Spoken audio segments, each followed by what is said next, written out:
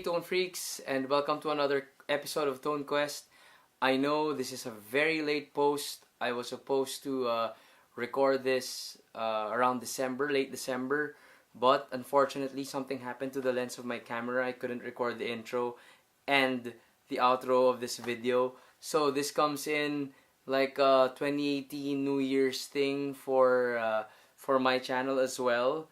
So as the title says, we took a trip down the RJ Guitar Factory right here in the Philippines.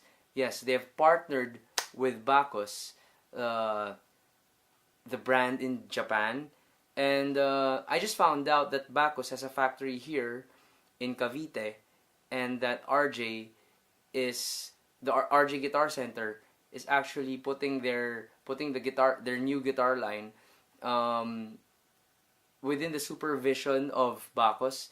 So the video footage I have here does not justify of how much fun this trip was for me and was for the musicians. Because first, we got to ride a tour bus that had a lot of acoustic guitars there that are plugged into an interface, and there's beer, there's food. It was like a party in the bus with a lot of musicians, and we jammed for so long. We jammed for almost the whole trip, and it was such an amazing experience for me to be able to connect with all these musicians and really have some fun, genuine fun. You know, none of that cutting heads, who's better kind of guitar jam.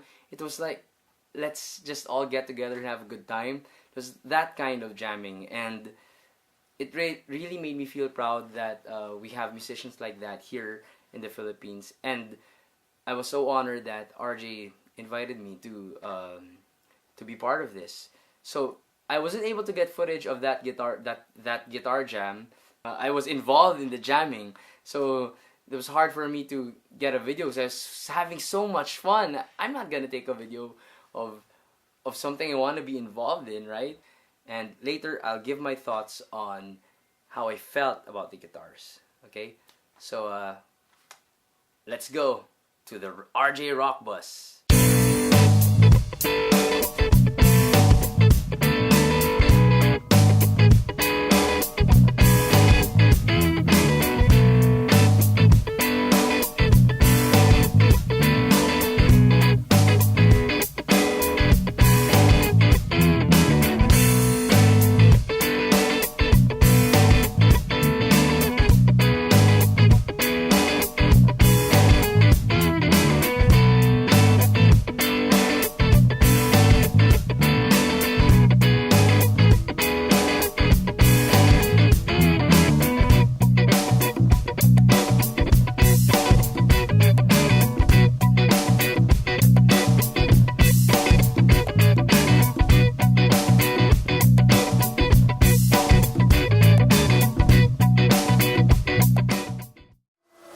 So we are entering the RJ factory, and I have Tears to Recall here, there's Manuel Legarda, and we're just gonna have a party inside.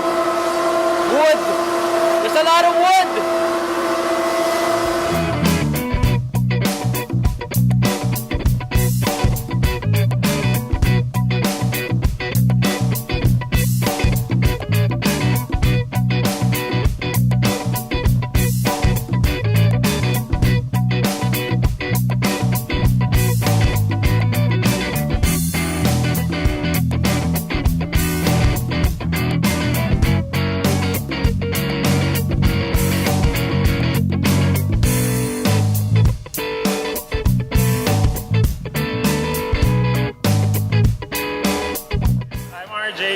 And this is Josan. Josan comes from a family that owns Bacchus Guitars, very famous in Japan. And they have over 20 years experience in manufacturing. 40 years experience in manufacturing, and we're turning 30 in 2018. So between us, we have 70 years of manufacturing experience. They set up about 9 years ago here in the Philippines. And when Joe-san and his father started it, they were wondering where to start. And they tried different countries, like China and Indonesia. And what they told us is what really struck home with us. They said when the Filipinos make a guitar, they're sold. And to recognize that for a manufacturer, we knew it was the right match. And that's exactly how we felt and why we started the company. That's the soul of our company also. We know the Filipino has the soul to make world-class guitars. And with their help and our help both, we're able to make world-class guitars that is accepted in Japan. So I was saying, you go into a Japanese store now and you see Bacchus guitars, you'll see made in the Philippines. Yes. And that's something we're very, very proud of, and we're very thankful of your good job. One of the things we wanted to do, why we're here today, we wanted to unveil the Philippine standard. Yes, okay. The reason for that being, people might ask, why you call it Philippine standard? It was a little something we wrestled with too, because initially we wanted to say Japanese quality. But when we thought about it, we were like, wait a minute, it's wrong to think that way, Definitely, yeah. It's made here 100%. Yeah. It's made of Philippine wood. We make it of Philippine mango wood or Philippine mahogany. Okay. And it's made by Philippine workers, which you can see here. It's made in the Philippines, and we wind the pickups ourselves. RJ winds the pickups ourselves. Yeah, so it's even more Philippine-made than you can say China-made or American-made. Yes. The parts are made from different places Yes, in other okay. guitars. So when we thought about that, we said, it's time to change that thinking. So our Yeah. top-of-the-line guitar is the Philippine standard. Okay. We want to make people proud of our own products Yes. and what we can do. So we're very proud of the independent luthiers who can do it. Yeah. Just push it forward. Let's Yes. keep pushing it forward. Definitely. That's what we want to do. So thank you, Joe. Thank you guys.